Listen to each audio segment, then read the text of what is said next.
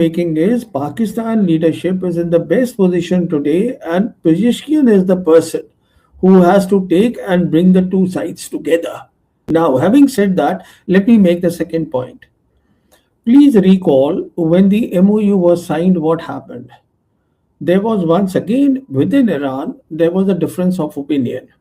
IRGC had some opinion, the diplomats had some opinion, and eventually the supreme leader, Mushtaba Khomeini, he put out a message which clearly said that I will go along with President Pezeshkian's position.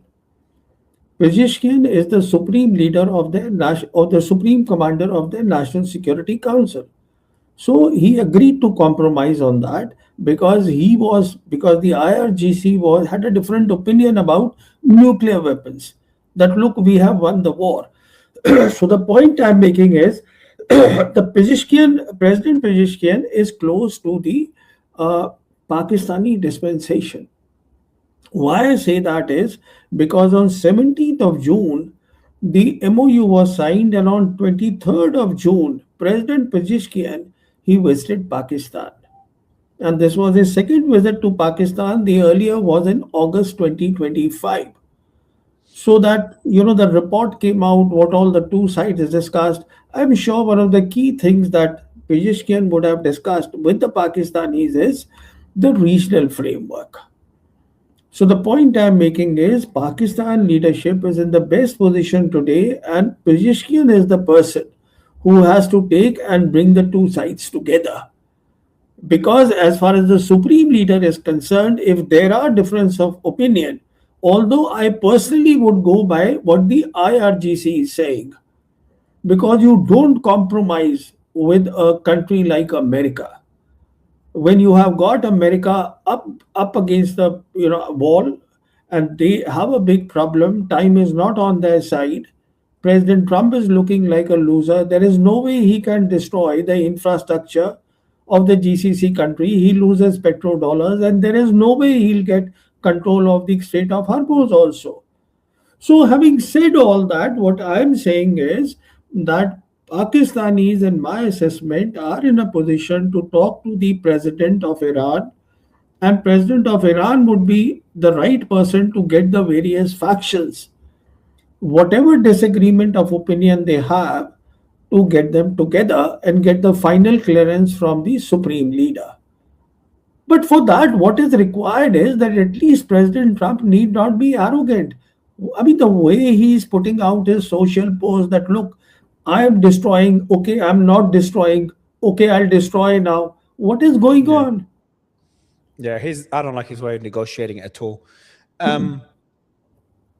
Just to be clear, the current round of negotiations are being led by Qatar. That's been part of discussions I've had. They've been leading it the whole way, the current round.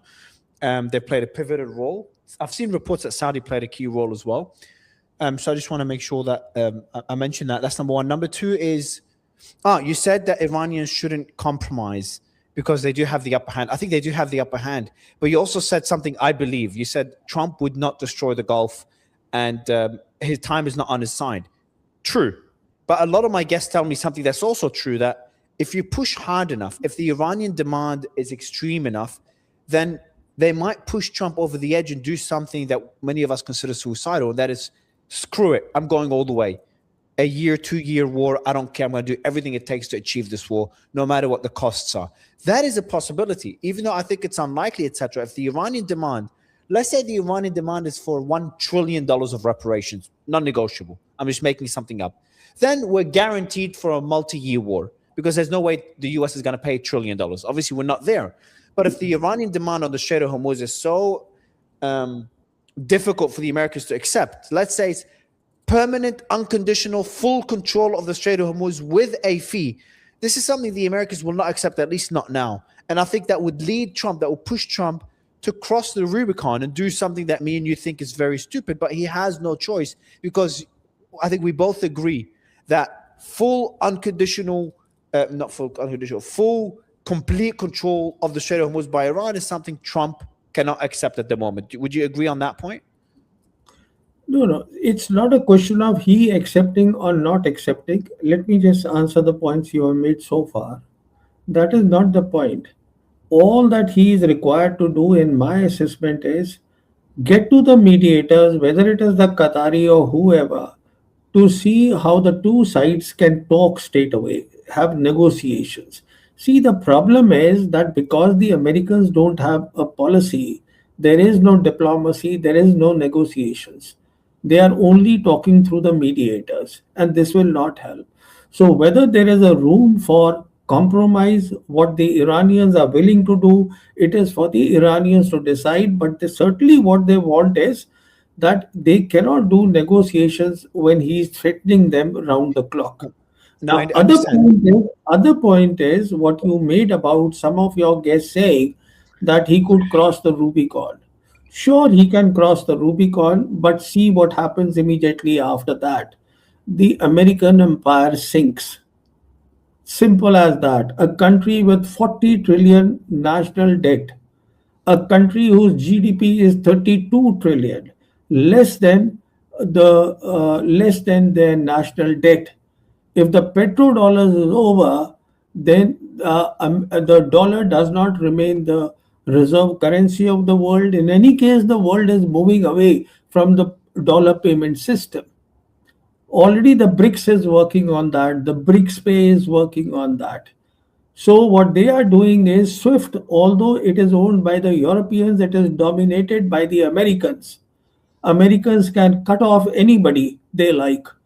So this is why the BRICS pay, which works on blockchain, has been brought in by the BRICS countries. And this year at the BRICS summit, which is to happen in September in India, this point will come up, because if 30% of the global trade does not happen through the dollar payment system, I'm not talking the dollar payment system, America is in big trouble.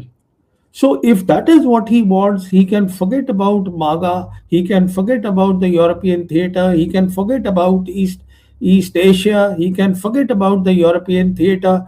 He will not even be able to secure Western Hemisphere.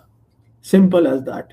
And all this will happen in a couple of months. It won't take a year or 2 years. Today he has the capability to bomb Iran, all their infrastructure, their civil infrastructure, their oil, their refineries, everything he can bring down. He has the capability.